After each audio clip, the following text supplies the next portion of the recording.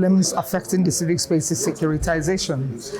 And when we talk about securitization, we are looking at the way government now addresses every social and economic problem from security lenses, from things as simple as traffic to city management to disease control to climate justice to gender issues. Everything is now securitized, which is government now using security measures, heightened security responses to just small issues. As simple as someone making a comment on Facebook, disagreeing with the government policy, it results in police, launching a Gestapo-style attack on that individual and eventually arresting the person. And the next thing is prolonged detention. And the next thing is the person is slammed with charges of terrorism and counter-terrorism. What we're discussing is a Facebook post. So the same thing with when COVID happened. We saw the deployment of military just for containment of disease spread. So everything now has a security dimension, and it is causing a lot of problems. One of the problems is the suppression of civic freedoms.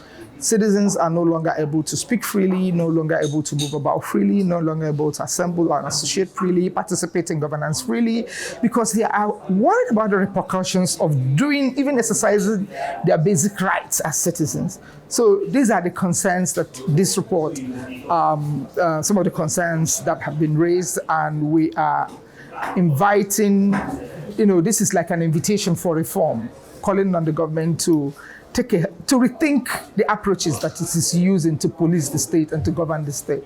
To advance human rights in Nigeria and in most other countries, we need to see a form of security that is defined by citizens.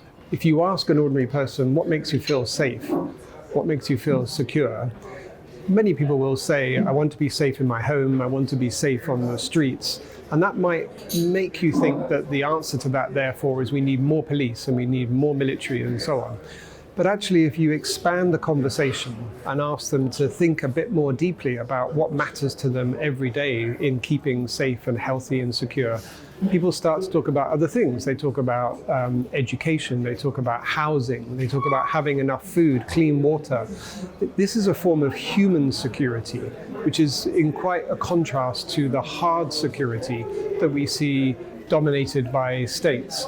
So there needs to be a dialogue between states and citizens about what security really means for citizens, and to hear more regularly from citizens to be able to express their human security needs and to explore how those can be addressed as part of creating a safe and secure society. And in that way, people can reconcile the needs of human rights with the need for security, so that they're not in tension with each other and that they're not challenging one another, but actually human rights are security at the end of the day. We're here for a 2-day retreat for members of the Action Group on Free Civic Space. The Action Group on Free Civic Space is a national coalition of actors working to push back against the plethora of attacks emerging from both state and non-state actors.